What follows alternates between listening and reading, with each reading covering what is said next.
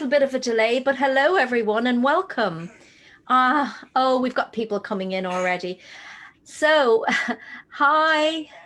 Yeah. Oh, wonder why that's happening now. Okay. We have a little bit of a delay, but hello everyone and welcome. Oh, we've got people coming in already. So, hi. Yeah. Oh, wonder why that's happening now. Okay. We have a little bit of a delay, but hello everyone and welcome. We've got people coming in already. So, hi. Yeah. I think if you turn the audio off on your Facebook page, on the little speaker on the bottom, on the video on your Facebook page, you won't actually hear the feedback. Okay. That's what I've done, so I can't hear it. On the bottom right. I think if you turn the audio off on your Facebook page, I can hear myself.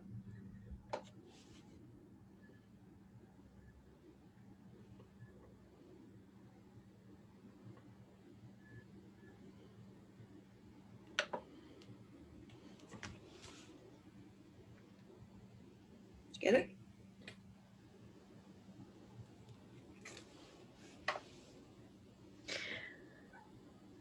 Can everyone hear me?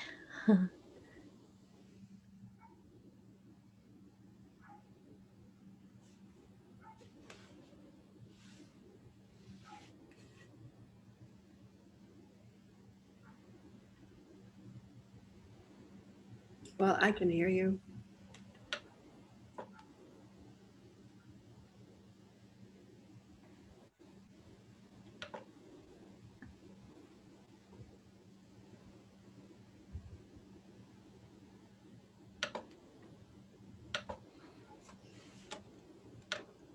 Yeah. Yes, they're saying yes in the comments, so.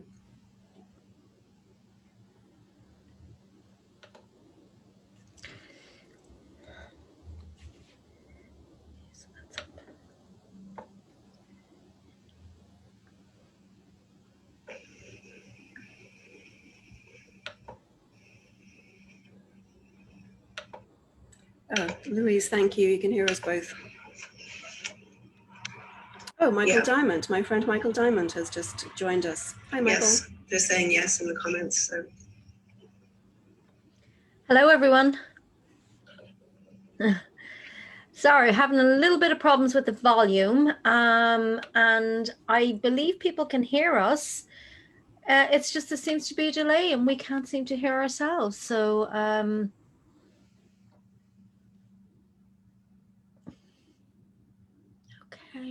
okay.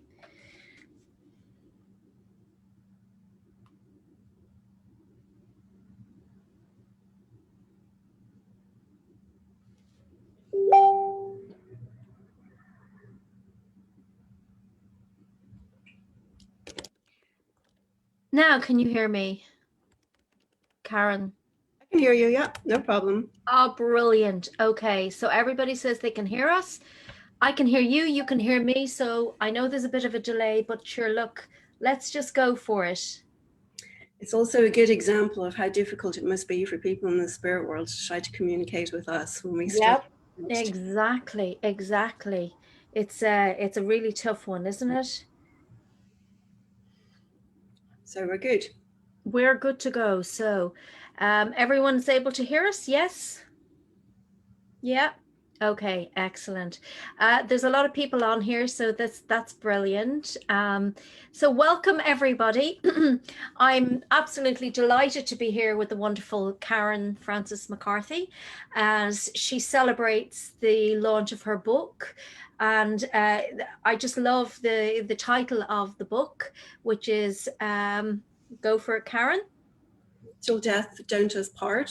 How cool is that? I just wanted you to say it because I just think that it's really, really unique and original. So now we're going to talk a little later about the book, but I guess really I was thinking maybe a couple of us, here There we go. There it is. It's fantastic. A couple of us probably would like to know a little bit about you, the wonderful writer of this book. So, you're originally from Dublin, but you live in New York, I do. and you've been there for quite some time now, haven't you? I've been in the States for the best part of the last 28 years. That's a long time. That's a long time. A long time. Yeah, but you've spent quite a bit of time back here in Ireland as well. Yeah. Up until my father recently passed, but up until my father passed away, I would spend at least 3 months of the year between the time when my fiance died, which is what the book is about, and last year my father passed. Yeah, I was spending anything from 3 to 6 months of the year in Dublin. Okay, okay. Yeah. So it's, yeah, so like you're back and forth for quite some time. Mhm. It's a long time. It's a It long time. Yes, I feel very old suddenly. No, you're not. You're gorgeous. You're young. You're all young at heart. So I know I'm looking, Karen, I don't know if you can see them. I can see them, which are the comments here of people. And Imelda Duffy says she loved the book. Okay. Julie said, congratulations on your book. Caroline said, congratulations. Caroline Byrne. The Susa said, congratulations.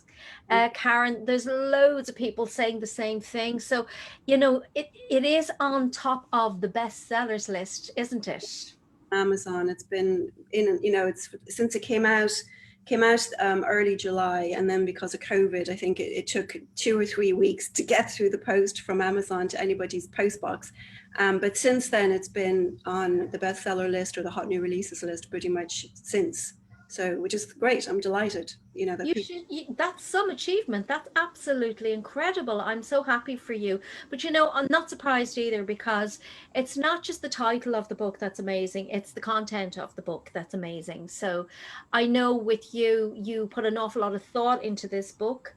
It's not your first book, though, isn't that right? I mean, you did have a book a couple of years back, Yeah. and like that's a lovely story in itself. So tell me a little bit about that story because I know any of our Irish people will love to hear this.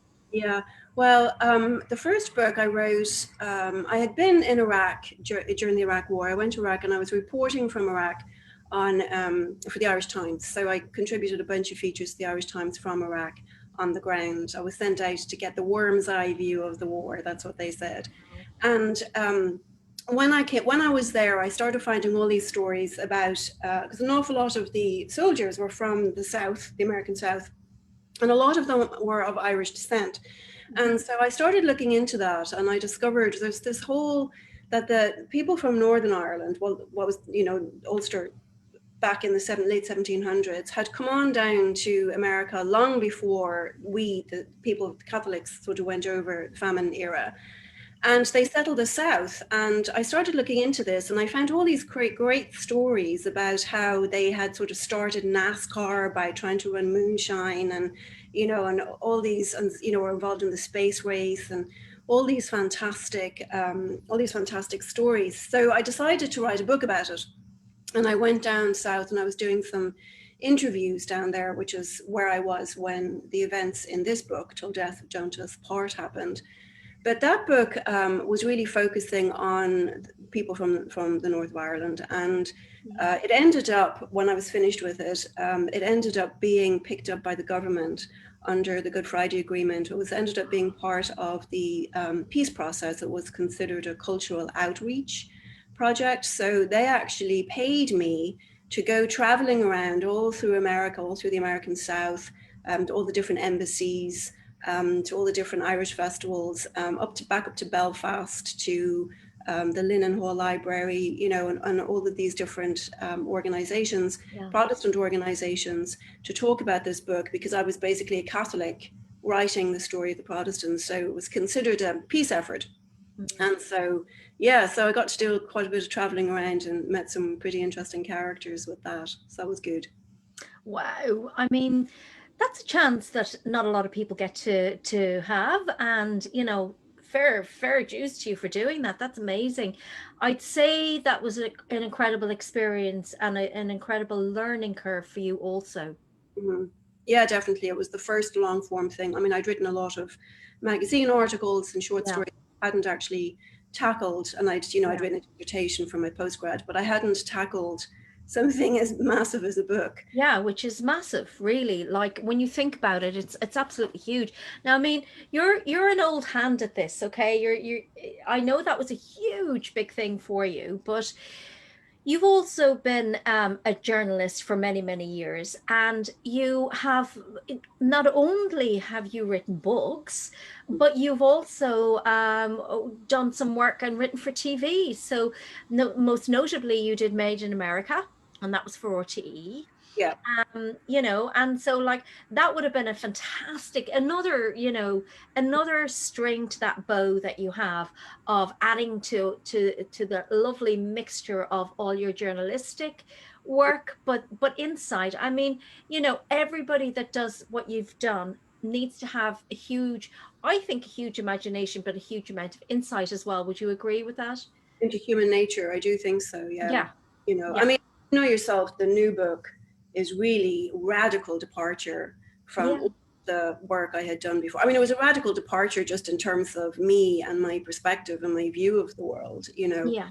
um, when I was doing all of this work that we're talking about now, I was an absolute skeptic, so I was the political journalist. I was looking at political situations, all of the work I did, with the exception of two documentaries I produced for Deepak Chopra when I came Yeah. to the States in the first few years, when I came to the States first.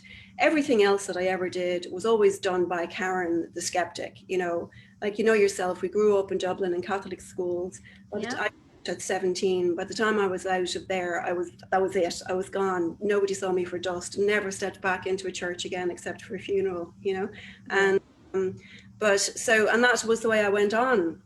So in all of these things, and all of the time I was writing different features, and I was traveling. I was in DC for a year working for Al Jazeera, in their DC office. And That is something now. That is something I was thinking to myself. Who else out there can say that they have worked with Al Jazeera? But Karen, you certainly can. So, what an experience. I mean, you were right in there at a critical time as well, weren't you? that was just after, when I came back from Iraq. So it was just at the end of the Iraq war. Well, that was, there wasn't a clear date for the end of that war, but it was Yeah. more around that time. So it Yeah. was during the George Bush era. Yeah. And so yeah, but and it was very much in those days, the way I was very much socially conscious, what was going on politically, who was jockeying who. I mean, that's what I get up. I was like a news junkie, and that's kind of what interested me. And that's what I was up to, when I went down I was down south in North Carolina, interviewing some folks down there, and to do some research for that first book, which was the peace effort book. And when Johann died, that's where I was. And so everything that happened from that moment on was a complete 180 from everything that had gone before, you Yeah. know. Yeah, completely. Your whole life changed in a way that you never ever would have dreamed that it would have changed. Isn't that right? I couldn't have even imagined something Yeah. like that. Yeah, nothing. Yeah. And for you, like, I mean, it's horrendous for anybody to lose anyone, like absolutely horrendous. And we're talking about the man you loved, the man that you had hoped you'd spend the rest of your life with, and you're not even there when this happened, and you're getting this phone call, and that must have been horrific for you to have to endure, and it kind of it set you in a spiral, I guess, of events, because you were talking to me about the house and what was going on in the house. And I know all of this is in the book, but like you had me completely enthralled by how you described the things that had gone on after Yeah, he had passed. yeah, yeah. Well, I was down. I actually was asked to house sit this Right. huge house. It actually reminded me of a Girl Guides house in Wicklow. I can't remember the name of it. But Oh, we spoke about that we said that was down in British, wasn't it? I think it was British. Yeah, Yeah, you just people probably remember that. somebody else, if you remember it, let us know, because I can't remember what Yeah. the was. But just this horrible old big old, well, the house in Virginia wasn't, was well cared for, but it was just this big dark house, and I was house sitting, so I was up in the attic. Now it was a converted attic, but it was still an attic with little windows. And I went to house sit there basically because after I get this phone call one day saying that Johann has just died suddenly of a massive heart attack in Riverside Park in New York. And so I just couldn't face New York. So I ended up staying in Virginia, and I tried to do as much work as I could on the book because I had a deadline, just to be going. But while I was there, I was on my own completely. I mean, it was this tiny town. You didn't see people from one end of the day to the other. It was so hot. Nobody went outside anyway in those days. It's in the summer. And so I was just there, and all of a sudden, all sorts of strange things started happening, which is what I start writing about in the book. Things that I just couldn't understand because, I was absolute rationalist, complete skeptic. And all of a sudden I was getting these strange smells and I was hearing things, and I was sleeping, the bed was creaking or something was touching me or tugging on my hair, and these black shapes of individuals were appearing and all sorts of things were going on. Yeah. And of course, the first thing you think is, dear God, I've gone out of my mind with grief, and which I couldn't understand because I was actually a fairly strong-minded individual, and I couldn't understand how I could have gone off the deep end, imagining all this stuff. I mean, and electronics were turning. I was just a bit, all sorts of stuff, and that's where I thought I was, and I ended up, thankfully. And we say there are no coincidences, and I'm sure this was orchestrated to help me on my way. I went out for a walk when it cooled early one morning before the heat, and I was just strolling the streets, and I got lost in this little town. And when I realized I was lost, I was standing outside a Catholic church. Now, it was probably the only Catholic church within 100 miles in Virginia. Do you know what I mean? And I was standing outside this little church. So Mass was starting. So I hadn't been to Mass in, Jesus, God knows, don't want to give away my age, but definitely more than a couple of decades. And so I just wander in and I sit in the back of this church, and it was so little tiny country church in Virginia, and it was so peaceful. And afterwards I went into the rectory, to see the priest, and I was going to ask him about this stuff.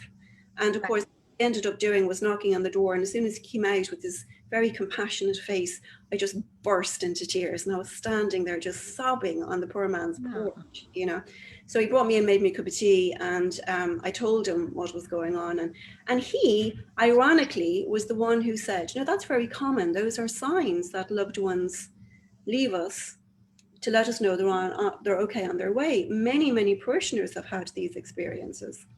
Wow, that's beautiful, because that's not kind of the norm, is it? Oh, not at all. I was very, very fortunate to have met him. And so, of course, I didn't believe it initially. I went, but I started reading, and it started me investigating the signs. So I started just reading and reading. The whole first, as you know, the first third of the book is just about trying to wrap my head around this, And I ended up going from there to, I found somebody recommended a spiritualist church in Norfolk, that I drove across to Norfolk and went to that church. And I was sitting in a circle afterwards when I get a message from Johann, and it was very spot on. It was very detailed and quite accurate. But all I could think was like, how do they know that? It took so long for the penny. It was a very, very, very, very hard and arduous turn to try to make for me from where I had been to try to go, that could be him. So, but it kept going on and on and on. And the things that were happening, and the synchronicities and the helpful people that were showing up all over. And I was doing a vast amount of, the book went on slow mode because I started doing a vast amount of reading on this whole other area, that had nothing to do with the assignment I had at the time. But, it was just fascinating stuff. And eventually, with a huge amount of help from himself, from Johann, eventually the penny dropped. But it took a long time and a lot of conversations and research and occurrences to make that turn, So that's what the first third of the book is just trying to make sense of it all.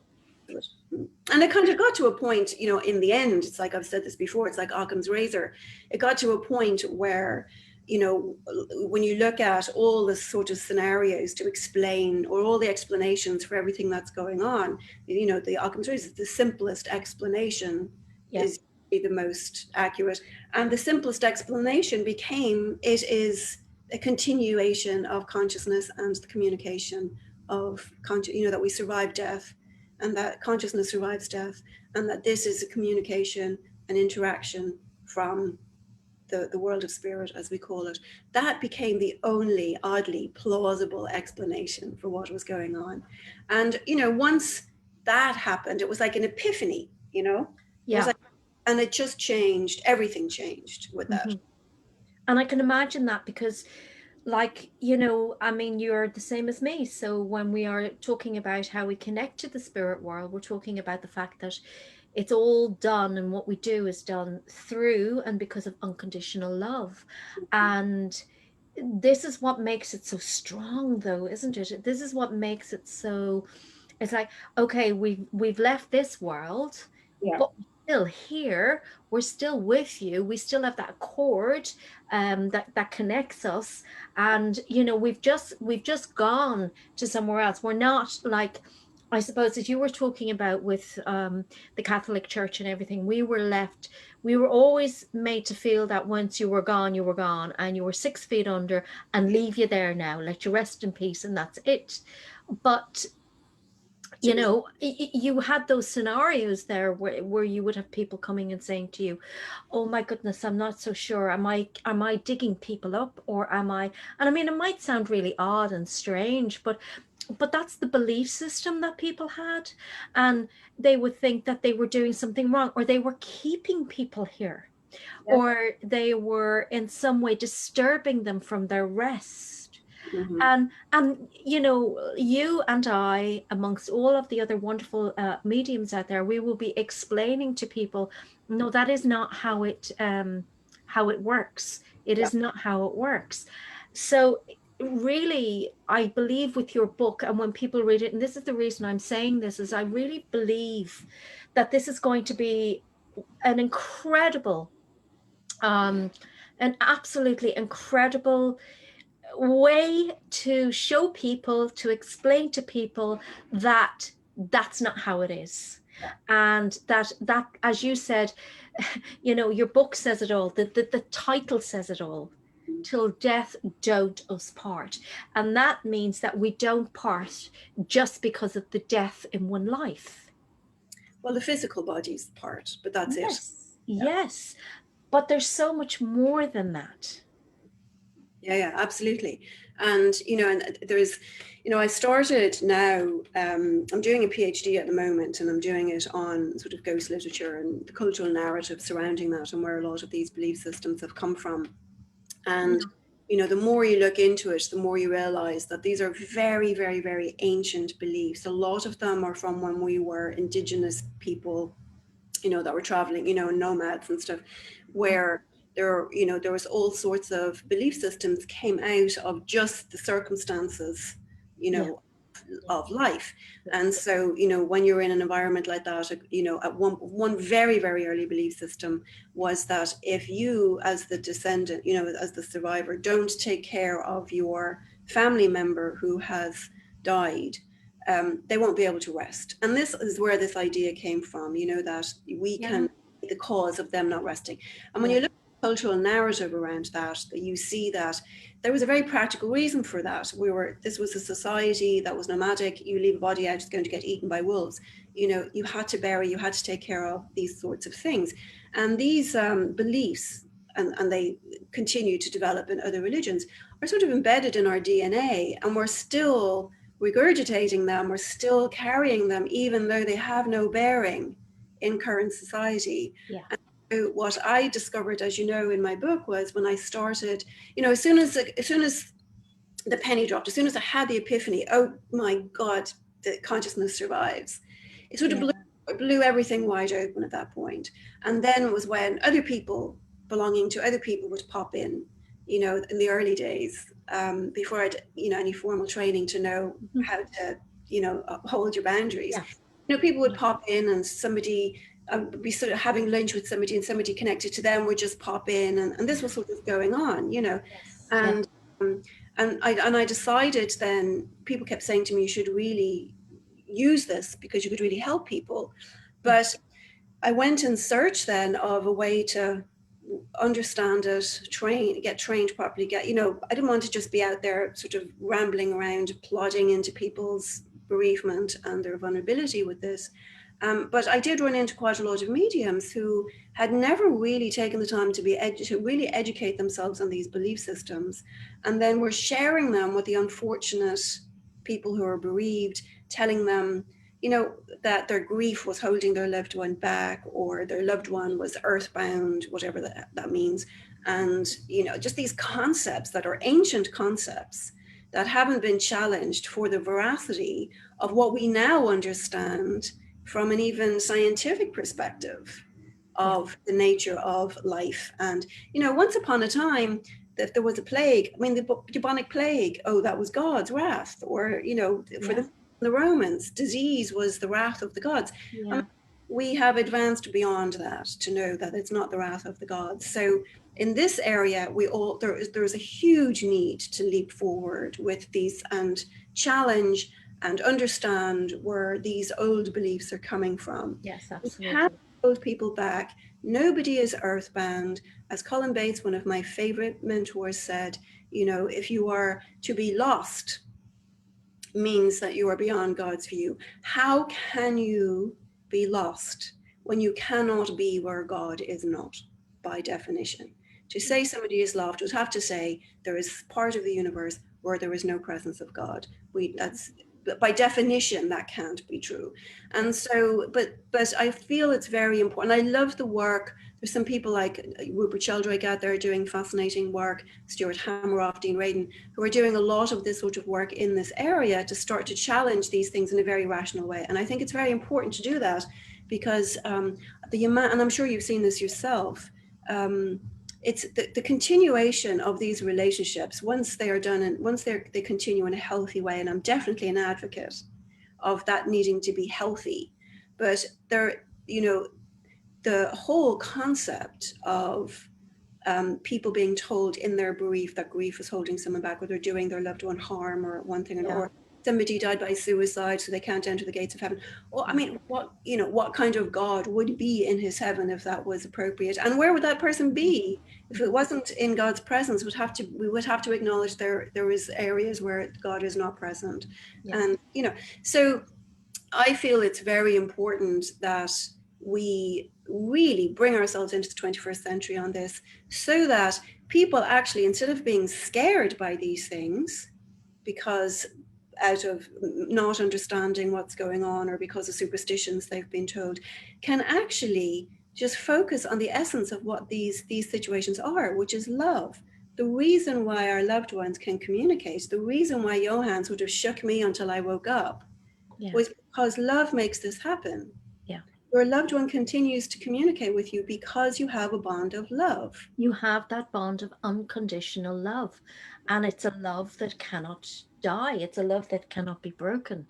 And I totally, totally agree with everything that you're saying. And, of course, we've had all of these old traditions, and people needed something to believe in at various different times and everything like that. But I really feel that where you're going with this, Karen, is showing and opening up the possibilities that, for people, that they may actually say, well, hang on a minute now. You're allowing people to open to questions, I guess, but positive questions, and that's always a really, really good thing, I think. I believe very strongly, as you do, about the progression and the eternal progression of the human soul, and I also know as well, because I'm a medium and because I work this way every single day, I see how it is. I see how relevant it is, and I see the healing it can bring. And you know, I'm so happy to be able to sit here and talk to you about this book, because a lot of the myths, you will dispel them, but you're not intending to dispel them. all you're intending to do is maybe say to people, well, look at this is where we are with this now, and we leave it up to you. So you're not there preaching at them this, that, and the other. You're Yeah. simply giving your own personal experience and what it did for you. And that's all we can really do. And this is why I really believe this would be an incredibly healing book for people. Mm. And you know, I just get that feeling around it that there's an awful lot of healing can come. We've all got our experiences. Every one of us have our experiences. Unfortunately, some people's experiences are absolutely horrific. Uh, But you know, the way we speak about let's not go with the whole dead gone buried thing. Let's see where what can come from it and what can come out of it, because I certainly believe, and I know for a fact, mediumship brings immense healing, but people are skeptical, and mm. that's absolutely perfectly okay. We're Because not convinced it's we welcome that, because you know, at the end of the day, you want people, I guess, to kind of say, right, okay, I've not had this experience, so I'm really a little bit in the dark about it, so you know, enlighten me. And an awful lot of people won't ever get this till they have the experience, absolutely. I mean, it's you just know. I would never. My friend a friend of mine said, a mutual friend of ours said at one point, when I kind of came back to New York and told her all this stuff that had gone on, you know, it's just mind blowing stuff. And she was. I had never spoken to anybody about this ever before, because why would I? It wasn't within the realm of my belief system experience. I wouldn't have had any tolerance for anybody talking like this before. Yeah. But, and so it was only afterwards I discovered some friends of mine believed it, had always believed it, just, you know. Yeah. So I came back up to, there were always lots of people I didn't know were really open to, and weren't surprised when I told them all of this.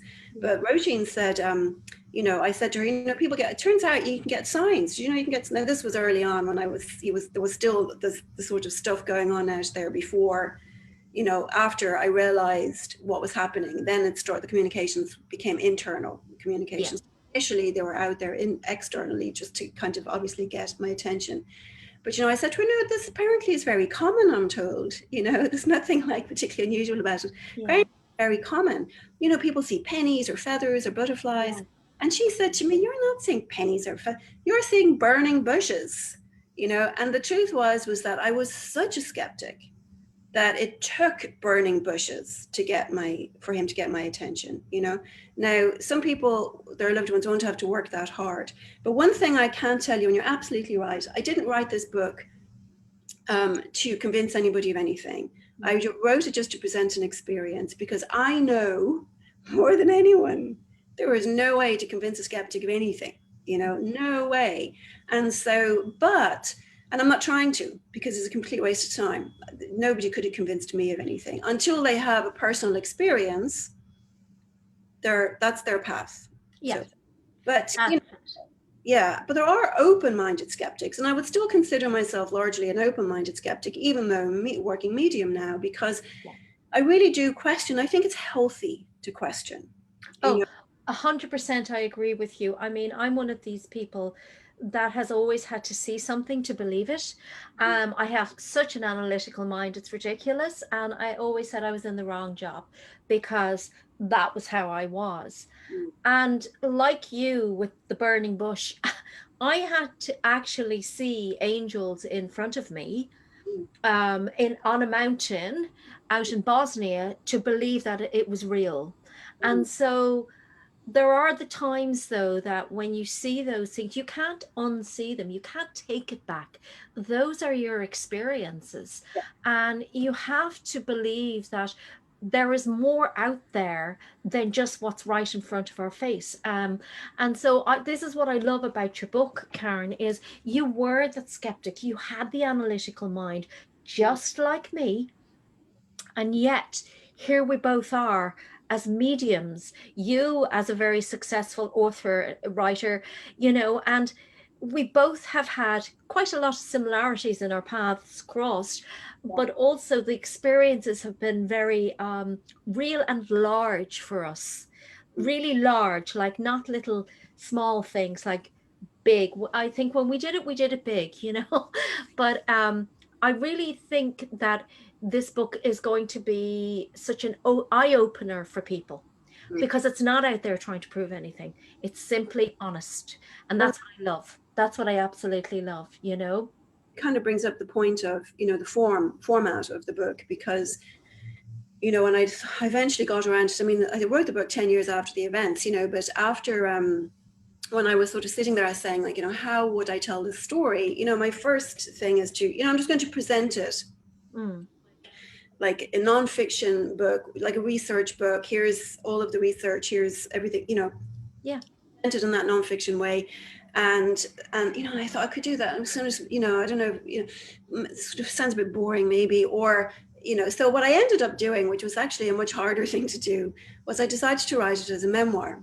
And so it's written, it's all true. I mean, it's a true story, but I wrote it to read like, it's like creative nonfiction. So you can just be present in the story as everything's happening. So Yeah.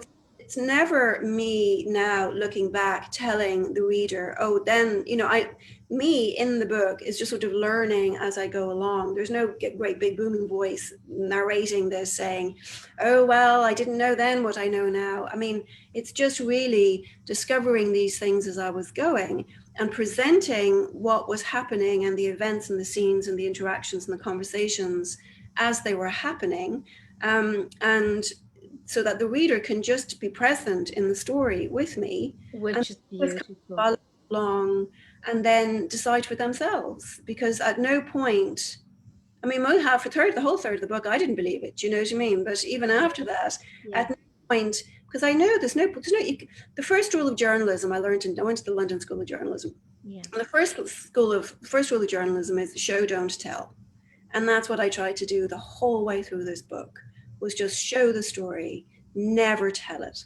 Do you know what I mean? And in showing it, then everybody else can connect whatever dots they want to connect or not connect them, but you can still read it as a story even if you don't get on board with it. Yeah, because it's very visual though as well. So you can be in that present moment with it, you know? Mm. Yeah, and so that was important. And it was important to present it with the knowledge I had at the time. Yeah. So that whatever I'm discovering as I go in the book, the Yeah. reader is also discovering along with me at the same time. So we're both just kind of wandering along in this story, trying to So you're figure all exploring this all at the one time.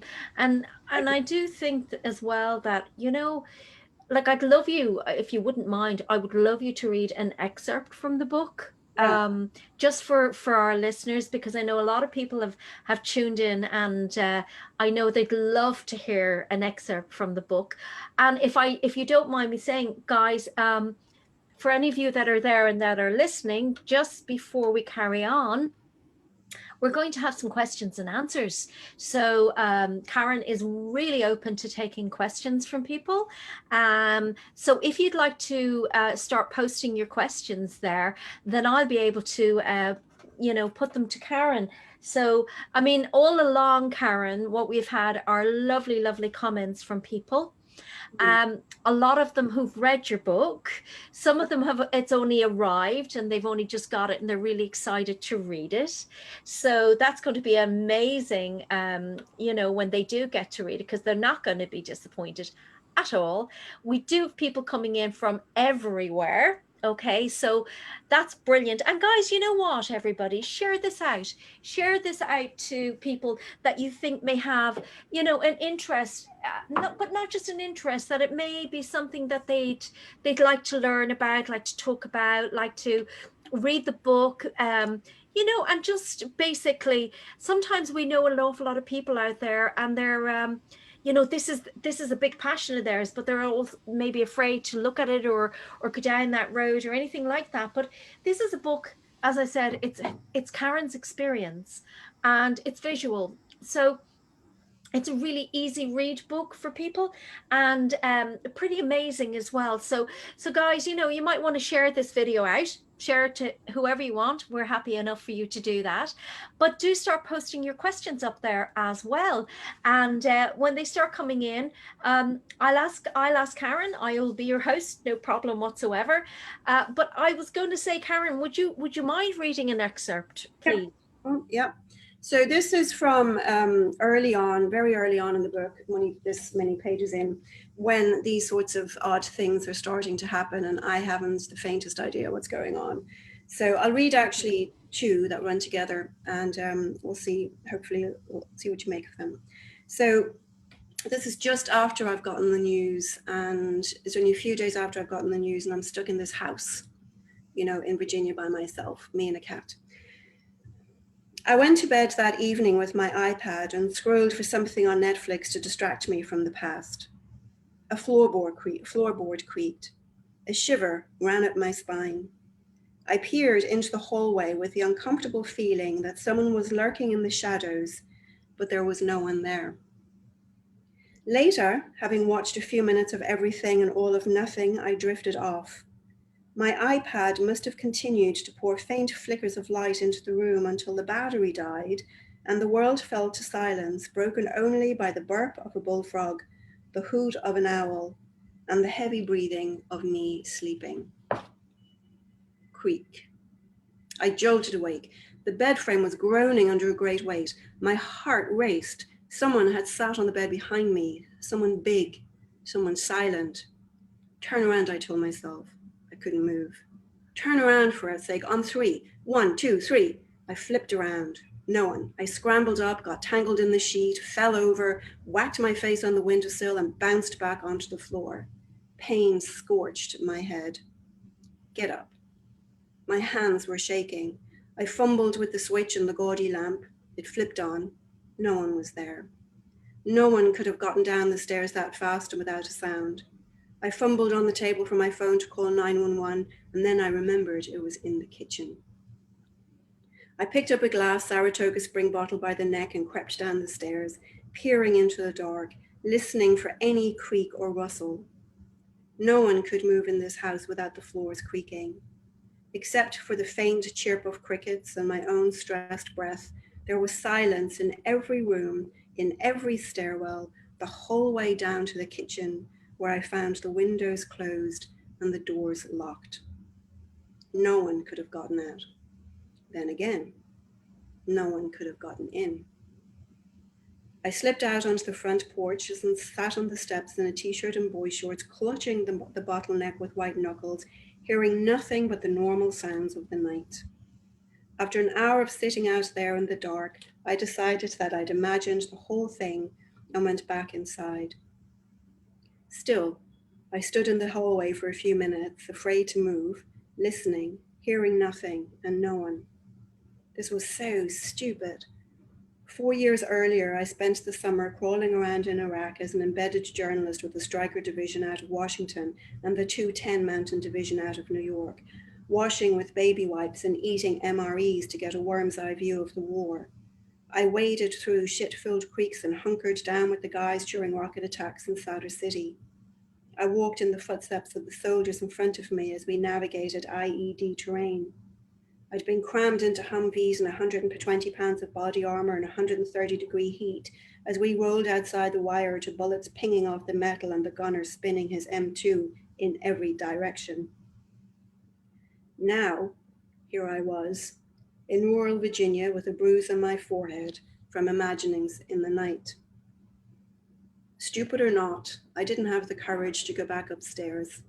I wandered into the library, the smallest and most defensible room in the house, and picked out a book called Classic American Decorating. I curled up in the throw blanket on the chaise and flipped mindlessly through the pictures. It was almost dawn before I was calm enough to sleep.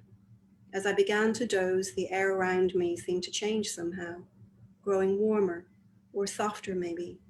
A feather-like sensation brushed my forehead and then both my eyelids, like little kisses that felt strangely familiar, but I couldn't quite remember why. So, Wow. the next day, this very short little part, I went out and I was sitting under a tree the next day and I started feeling like little tugs on my hair. And that was something he used to do. You know, I'd had extensions at one point, they were really long. He used to tug the end of them. And I was sitting under this tree outside and I started feeling these tugs in my hair and I thought, oh, not again, you know? And And you know, and I tried to, and I was like, I just kind of gotten over the thing from the night before when this happened again. I shook my hair out to get rid of whatever was stuck there that I couldn't see, and I went into the kitchen to forage for snacks. There were slim pickings except for a few oranges in the fridge. I took a couple, shut the door, and swung around to come face to face with a large, two-dimensional, solid black figure standing in the doorway. I froze. It looked like a black hole I'd seen on TV with the perfectly crisp edge that delineated its dense, dark form from the event horizon surrounding it. But this wasn't a black hole. This was crudely outlined and had no neck, so that the shoulders and head were fused like a gorilla. But this wasn't a gorilla. It was a tall, broad man, 6 foot easily, silent and unmoving. He wasn't just blocking the doorway, it had been lurking behind me while I rummaged in the fridge. It disappeared. Tap, tap, tap. Juice was dripping onto my feet and all over the floor. I'd gripped the oranges so hard I punctured the skin. My breath was shallow and my heart was racing. I scanned the kitchen for an explanation. Billions of times a day, my brain created three-dimensional constructs out of two-dimensional images impinging on my retina. Neurons in my visual cortex made the third dimension appear, but not this time. The kitchen was bright, so it wasn't a trick of the light. I couldn't blame it on peripheral vision, where floaters or fleeting black flashes often appear in tired eyes. This, whatever it was solid, stationary, in full frontal vision, and by no means fleeting. So that was the beginning. Gosh. That is just completely captivating. What can I say? You know, Right. it just shows you though that the things that can happen, but also how the mind deals with what is happening. You know, that's absolutely amazing. Now, guys, seriously, if that isn't going to make you go out and get this book, then I give up, because I think that's absolutely incredible. Like I said, it's so visual. It's so visual. Now, I would be a very visual person anyway. So every time I read something, I have to be able to visualize what I'm reading. So I know there's a lot of people that are like that, but uh, that's just incredible. That's incredible. And I mean, I've thoroughly enjoyed listening to that. I know everybody else has as well. So I'm just going to look there. Thank you for doing that, Karen. Wow. And you say it so, I don't know, you're amazing. um, let me just see. I just want to see. Okay, I just have a question here. These are more, I suppose, Anne Cox, you have a question, but you haven't said it. So I'll go with Bridget Brain. Just these are more mediumship questions, I guess, but things that will really, really help people. So Bridget says, Cara, my man is gone to spirit lately after 35 years, and I don't feel his presence or any signs as such. Do you think she will? Well, the thing is that often when we are, if it's recent, did you say man or ma'am? Man, Man. man. Yeah. Often when it's recent, we're, you know, it's in such a state, you know, where the grief in at the beginning, especially, is just so intense that it's really almost it's difficult to even just function in this world. Now, the thing about it is that, and I've always said this, people have written these very helpful books that sort of list, a catalog of signs to expect from the spirit world. But what I always like to say to people is that what it really comes down to is that when you're in a lot of pain, that's an awful lot within you. There's a lot of wounding within you that you're carrying. And the language of the spirit actually is carried through your intuition. And if you're in an awful lot of pain, sometimes it's hard to know if you just felt or reacted to something because you were hurt or because intuitively you felt that was the right thing to do. So, first of all, it just takes time to heal. Secondly, if you're looking for the signs that are in the directory or the dictionary of signs, that doesn't necessarily mean that that's how your loved one is choosing to communicate with you. Now, I didn't get any signs that were in traditional signs. I always say that it's really an intuitive process, and the best thing you can do is really work on your own healing, on healing your own grief. I mean, we never get over grief, we just learn to live with it in a new way. It makes us different people. And just to sort of learn to trust and listen to your intuition, because that will really help you get a sense and begin to notice these very, very subtle things that are happening around you. The other thing too is that it's like, look for something that is sort of consistent with your loved one's personality. Like I say in the book, actually there's a scene in the book where Dr. Lou LeGrand, this lovely man who's passed to spirit since, had written this beautiful book called Love Lives On, which I recommend. And in it, he talks a lot about grief, but he also talks a lot about signs and different signs that people get. And he had said to me at one point, ask Johann to send you a sign, ask him to send you a butterfly. And I laughed and I said, if you ever met the guy, you know, you would know that would never suggest that was him. If I saw a cute, dainty little butterfly fluttering around, I would never make that, I would never associate that with him. Yeah. You know, there were situations where like my GPS just sort of turned on spontaneously. One day was dead, was unplugged, but he was really techie. And so when that sort of just came on, So wasn't that's your sign. that's the sign. Yeah. And so this is what helps you, is to really look and to sense, you know, you're a loved one better than anybody. So trust your loved one and trust your connection. Once you heal, once you begin to learn to listen to your intuition, talk to him, ask him. This is between you and him and nobody else. Yeah. So talk to him and ask him. He can hear your thoughts. Even though you might not be hearing his thoughts, he can hear your thoughts. When you turn your mind to him, he will feel you touch his thoughts and he will respond in some way. So work with him on it, is my advice, if that helps. I hope. Yeah, I totally agree with you there, because, you know, we know that our loved ones, and we know that angels send us signs, and, you know, in nature and things like that, but I always find as well that they you know, the intelligence of the spirit world is phenomenal, and they will choose something in which they know you will totally get it.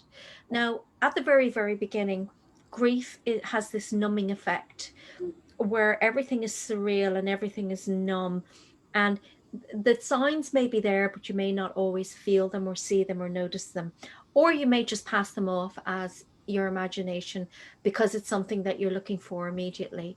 But I agree with everything you're saying there, Karen. It can be as well about the individual person as well. So those might be things, Bridget, that may help, you know, but you need to give yourself time. It's so, I know, Bridget, and I know that this is, it's very, very recent. Um, and so, Bridget, maybe just give yourself a little bit of time, honey, just to, you know, in some way come away from the surrealness of what's happened to you and the situation that you find yourself in, you know. I hope that might have helped there, Bridget. Anne says, my partner died 18 years ago. And 2 months ago, I was going through major life changes and a very difficult time one night. A month ago, I felt him lying in the bed beside me all night. He was holding me, and I felt healed when I woke up, not sad. Can a spirit presence still feel that strong after 18 years? Sorry, I'll just read the rest. After 18 years, he was always connected with me, but this was so strong. I was amazed that the connection was so strong after all these years. Yes, of course. And I think what you've got there, and I'm sure this will help Bridget as well, is that, you know, and it happens with me now, like I'm not seeing burning bushes. I'm not hearing a whole, you know, I used to get, Johan used to interrupt me in German. He was German, and I would hear German words that I didn't understand. I would call somebody in Berlin and phonetically, you know, say them so that he could translate them for me. And it was very, very strong like that. But it was at a time where I really needed that. But for the most part now I don't. So it's much, much subtler. Yeah. And he doesn't need to have to expend this colossal amount of energy for these things, because over the years I've learned to just trust the subtlety of the energy. And I know that if I really need something, if I'm in a state of crisis, he's going to make a point of really putting a lot of energy into that for me to help me along, which it sounds like your partner did, or your husband did as well. So yeah, you just said yourself, you're at a point where there's been quite a lot of upheaval in your life. So of course he knows that you need him more than ever. And so we'll make a point of reassuring you that he's there. For Bridget, it's obviously different. It's very raw and it's very new. And that's just, I would say, Bridget, also, your husband is never going to go anywhere. As you can see, you've just proven the pudding here. But he's never going to sort of disappear and disconnect from you. That's just not possible. So it's just a matter of, and just allow yourself time to grieve, and over time enjoy experimenting and working with the subtleties to sort of get to understand the private language that you and your partner have between you. The language Johan and I have between us is not the same language I have with my mother or father or anybody else. But it can actually be an enjoyable process, but not when you're grieving. It's just too raw. Yeah, it is, and that's the key, isn't it? That grief is so raw, Karen, and it leaves us absolutely so open and vulnerable, and I do believe that we need to give ourselves time just for that to settle, everyone, just for that to settle. I mean, we've had some lovely comments here, Karen, about Christine says, I agree, I lost my husband a year ago as well. I had a very beautiful experience, very overwhelming, but beautiful. So, people, I suppose, sometimes they realize that it is going to be difficult. Like, I do believe it's how people pass as well. So if you've had that perhaps that time prior to the person passing, to be able to, I guess, say your, I don't want to say your goodbyes, but talk about things, put things at ease. I think something that really, really hounds people dreadfully is guilt. And they may have had something as minor as an argument or a disagreement, and then they never saw that person again, and those were the last words they had with that person, and this absolutely haunts them. And the amount of times that the connection has been made with their loved ones, that's probably one of the first things they will bring up, is that no, please, life's hard enough. There's no room for that. Had that person not passed when they did, that would have been a fleeting disagreement. It wouldn't have meant anything, So they don't want you hanging on to those things. They just don't. Remember also that they can hear you. So if you feel bad about something and you feel you didn't get a chance to apologize, so apologize. Exactly. You can do all of that. You may not, as Karen said, the energy of a person, the essence of a person, that you may feel, it may be very subtle. But that's the language you will have with them. It can be very strong or it can be very subtle. But if you've had that, then just say it. Say it to them. They can hear you. They can understand you. They're there the whole time, Karen, Michael Diamond said, Karen, can you tell us a little bit about your writing process in creating this wonderful book? Did you find it healing to write it? And can you talk about how writing can be a way to find healing? Good question. Yeah. Well, I would say that part of the process of writing this, writing a memoir, writing different forms requires different approaches. Writing a memoir actually requires being present moment to moment. And, I teach this as well, is that we often come to writing and we think we've written the first sentence and we already know where this is going. And so we're always the next paragraph ahead, And when you're writing like that, you're never present. And when you're never present like that, the reader's not going to be, if you're not present, the reader won't be present. So an important part, I feel, of this format of writing sort of a memoir like this, or writing something that's very sort of personally intimate, is first of all, to be very, very, very present with everything as you're writing. Now, if you end up writing 2 pages about something that sounds like a segue and you end up cutting, so be it. It's better to do that and be in the moment with it. I found that sometimes stuff I did not expect to write about at all ended up, I just wake up one morning and it's, I just start writing a scene that I had no intention of ever writing. And it's just kind of flowed out from just being there with it. And it's still in the book, because I realized, oh, it's lovely. The best writing will come if you're very, very present and forget about where it is you're trying to get with your sentence. Just go with it. Secondly, the more honest you can be, the better. I sat in a writing group. I used to schlep down to the East Village on Monday nights to read pages to this group down there. And I found that, as you're writing, particularly a memoir, you have to be incredibly honest.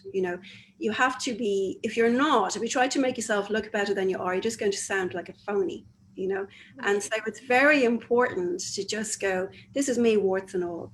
And so in a way, they say that there's nothing as bad as a secret is when it's whistling around in the dark. And I think I even say that in the book. So the process of writing meant that all of those secrets had to get out onto the paper, and all of those secrets had to get out to be shown to the world, which meant there was nothing whistling around in the dark anymore, which is incredibly liberating, actually. So in that sense, yes, very healing. And I would go down to this group, and if I read some pages where I was trying to sort of whitewash myself, they would just say I sounded like a phony. And then if I came home and said, okay, I'm just going to be honest. And there's one scene in that book where I'm just an absolute weapon to this neighbor of mine, who me over the wall. And I thought, I've got to put it in because Chris doesn't reflect well on me, but at the same time, it is also part of the story of this is how I was. This is sort of what I would do to the neighbors before. And, it was part of the story. So it kind of got there and got out.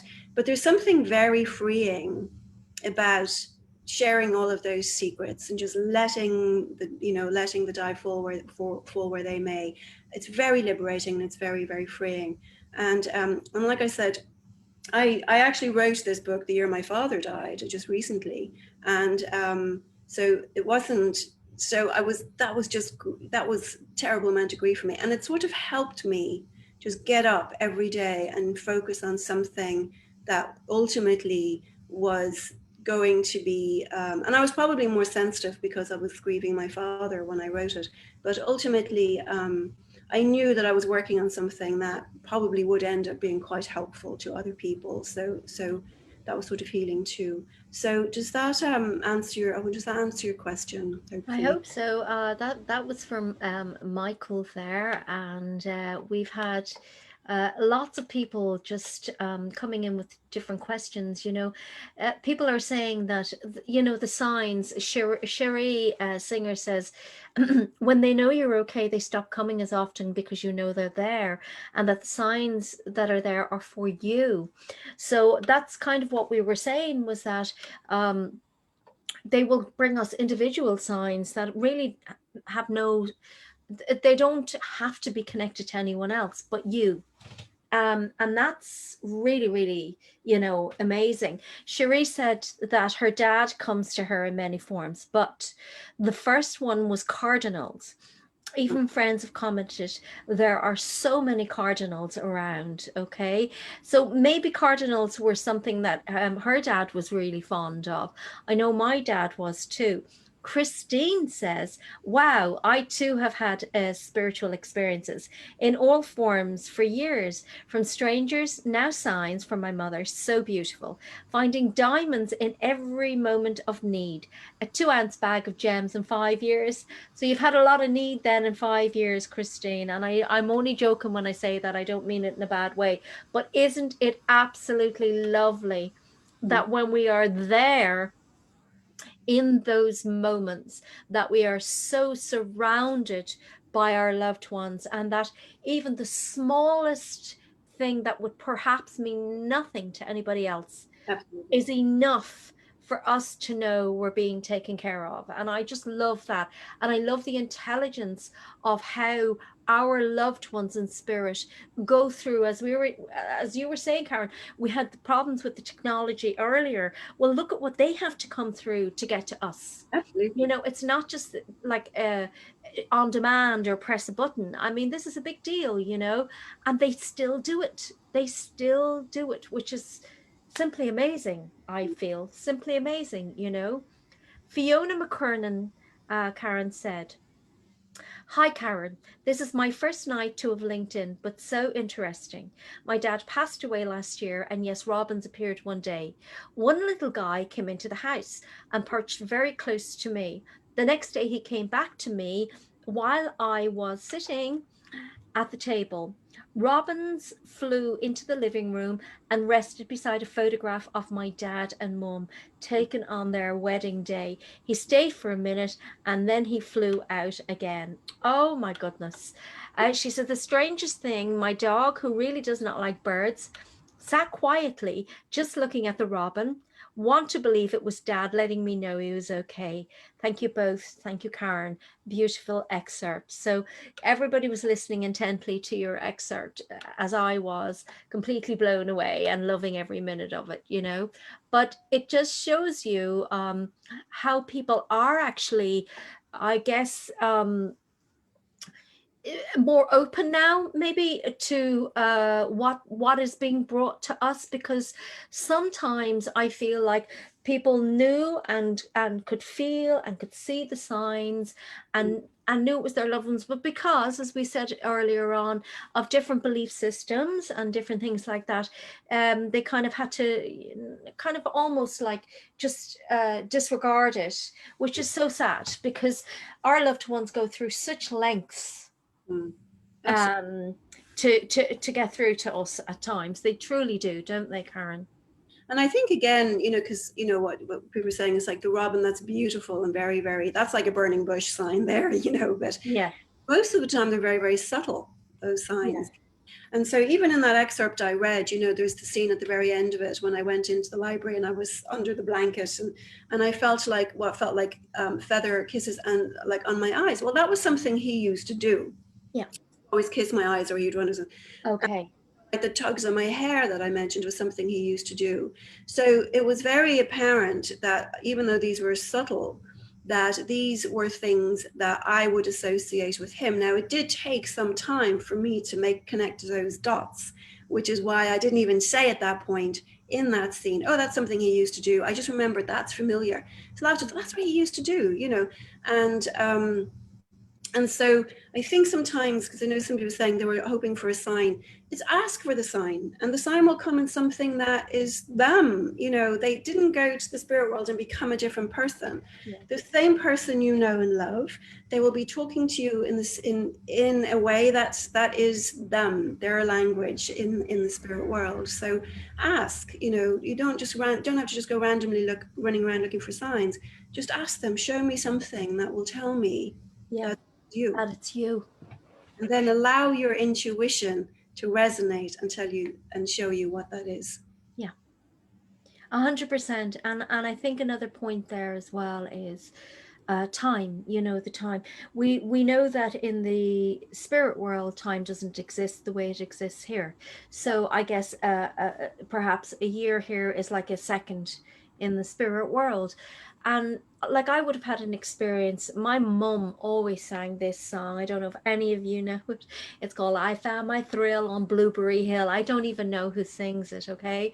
But I can still hear her sing that amongst many other songs. And you know, I was over in Malta and I was going to do a demonstration of mediumship. Now, I was really, really nervous because I'd not been to Malta before. And it was all a new place, new experience. And the things went a little bit askew with the room that had been booked and everything. That's fine, you know, these things happen. But I remember going into the lift and saying to my mom, please help me get through this evening because I'm a little unsure. You know, when you're depending on other people, Mm, help me, please help me get through this evening. So the lift went down and the doors opened. And in the foyer of the hotel that I was in, there was a man doing like not karaoke, but he was playing keyboards and some other instrument and singing all at the same time. And as the doors opened, what was the song he was singing? Blueberry Hill. mm, Thank you, Cherie. Fats Domino. Blueberry Hill. And Oh, I went, oh my gosh, mm, you know, I'm in Malta, I'm not even at home. And I asked for a sign and I asked for help.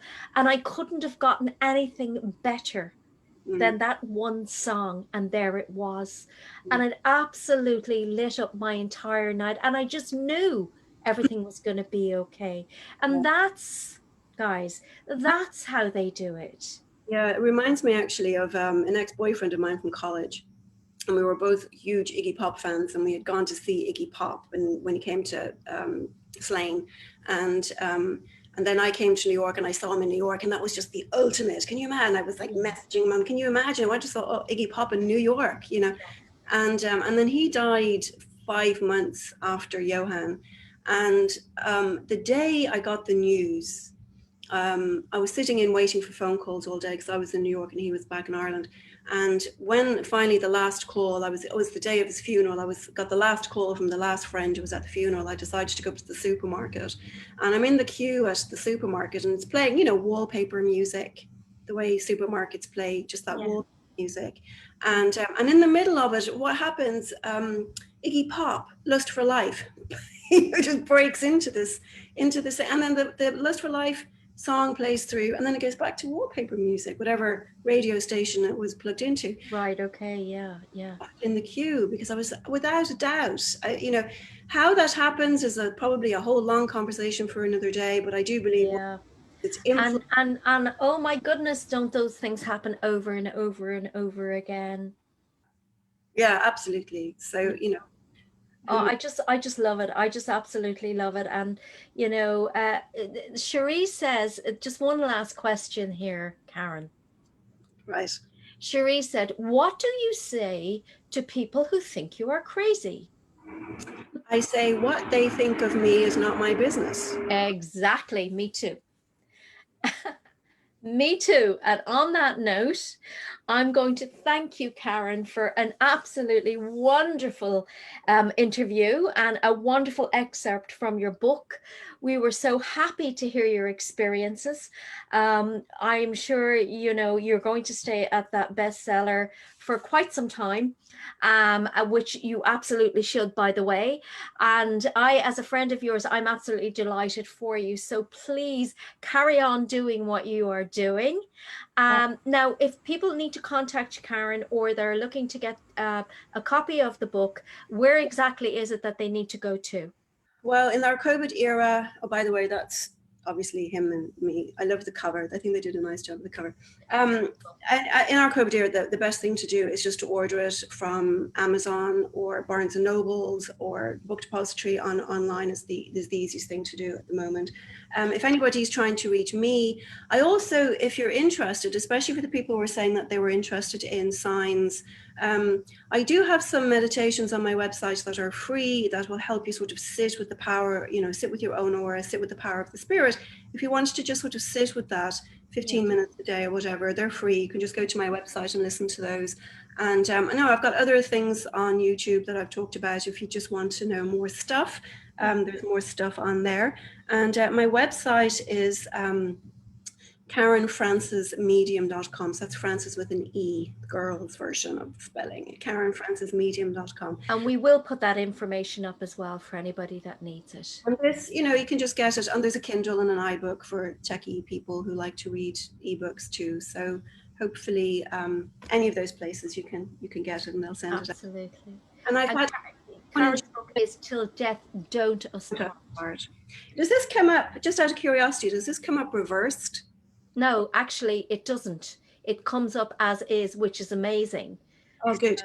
Because it looks reversed to me, so I didn't know if it was Yeah. reversed. No, it's not. No, it's not. So, guys, it's a wonderful book by a wonderful author of a story that will not only inspire you, but give you something to ponder and think about. You know, and I just believe everybody should read this book. I really, truly do. I wouldn't say that about all books at all, but I am saying it about this. And Karen, again, thank you so, so much. We'll have to do this again. We'll have to have you on again.